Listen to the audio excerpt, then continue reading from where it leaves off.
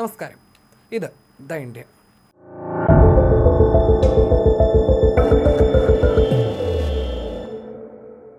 Operation Sindoor നടന്നിട്ട് ഇപ്പോൾ വർഷം ഒന്നിലധികം കഴിഞ്ഞിട്ടുണ്ട്.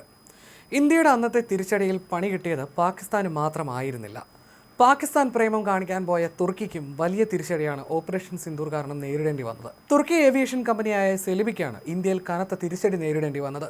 പാകിസ്ഥാനെ സൈനികമായി തുർക്കി സഹായിച്ചതിനെ തുടർന്ന് സെലിബി ഏവിയേഷന്റെ സുരക്ഷാ അനുമതി ഇന്ത്യ അപ്രതീക്ഷിതമായി റദ്ദാക്കിയിരുന്നു. 2000 മുതൽ വർഷങ്ങളായി ഇന്ത്യയിൽ കെട്ടിപ്പടുത്ത ഏകദേശം $500 മില്യൺ വിപണി മൂല്യമാണ് ഒറ്റ രാത്രി കൊണ്ട് ഇല്ലാതായത്. ഇന്ത്യൻ വിമാനത്താവളങ്ങളിൽ നിന്ന് സെലിബി ഏവിയേഷൻ പുറത്താക്കപ്പെട്ടിട്ടും വർഷം 1 കഴിഞ്ഞിരിക്കുകയാണ്. തങ്ങളുടെ സുരക്ഷാ അനുമതി പെട്ടെന്ന് റദ്ദാക്കിയതും അതിന്റെ ഫലമായി ഉപകരണങ്ങൾ കണ്ടുകെട്ടിയതും ജീവനക്കാരെ മാറ്റിയതും കരാറുകൾ റദ്ദാക്കിയതിലൂടെയുമാണ് ഈ വലിയ നഷ്ടം കമ്പനിക്ക് സംഭവിച്ചതെന്നാണ് കമ്പനി ചെയർപേഴ്സൺ കാനൻ സെലിബിയോഗ്ലോവിനെ ഉദ്ധരിച്ച് ബ്ലൂംബർഗ് റിപ്പോർട്ട് ചെയ്യുന്നത്. 2000 മുതൽ നൂല് കെട്ടി നെയ്തെടുത്തതുപോലെ വളരെ സൂക്ഷ്മമായി പടുത്തുയർത്തിയ തങ്ങളുടെ വിപണി സാന്നിധ്യമാണ് ഇന്ത്യൻ സർക്കാരിന്റെ തീരുമാനം ഫലത്തിൽ ഇല്ലാതാക്കിയെന്ന് അവർ സങ്കടത്തോടെ പറയുന്നു. ഓപ്പറേഷൻ സിന്ദൂറിനിടെ ആയുധങ്ങളും സൈന്യത്തെയും നൽകി പാകിസ്ഥാന് തുർക്കി പരസ്യമായി തന്നെ പിന്തുണ നൽകിയിരുന്നു.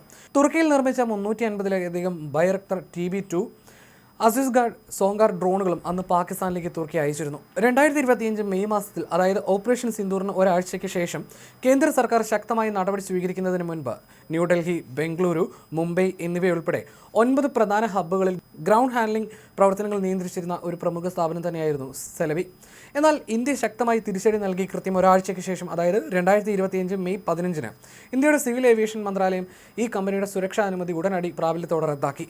ഇന്ത്യയുമായിട്ടുള്ള സായുധ സംഘർഷത്തിനിടയിൽ തുർക്കി പാകിസ്ഥാന് സൈനിക സഹായം നൽകിയെന്ന വാർത്തകൾക്കെതിരെ ഉയർന്ന ശക്തമായ ജനരോഷത്തെ തുടർന്നായിരുന്നു നടപടി. സെലബി ഏവിയേഷന്റെ ലൈസൻസ് റദ്ദാക്കുമ്പോൾ സുരക്ഷാ ആശങ്കകളാണ് കേന്ദ്ര സർക്കാർ ചൂണ്ടിക്കാട്ടിയത്. പ്രശ്നത്തിന്റെ ഗൗരവവും ദേശീയ താൽപര്യങ്ങൾ സംരക്ഷിക്കേണ്ടതിന്റെ ആവശ്യകതയും മുൻനിർത്തിയാണ് ഈ നടപടിയെന്നും കേന്ദ്രം വ്യക്തമാക്കിയിരുന്നു. സെലബി ഏവിയേഷന്റെ ഇന്ത്യൻ വിഭാഗത്തിന്റെ പ്രവർത്തന ലൈസൻസ് റദ്ദാക്കാനുള്ള കേന്ദ്ര സർക്കാരിന്റെ തീരുമാനം ജൂലൈയിൽ ഡൽഹി ഹൈക്കോടതി ശരിവെച്ചു. അങ്ങനെ ഇന്ത്യയിലെ ഏറ്റവും വലിയ ഗ്രൗണ്ട് ഹാൻഡ്ലിംഗ് കമ്പനിയായി മാറിയ സെലബിക്ക് ഒരൊറ്റ ദിവസം കൊണ്ട് തന്നെ എല്ലാം നഷ്ടപ്പെട്ടു.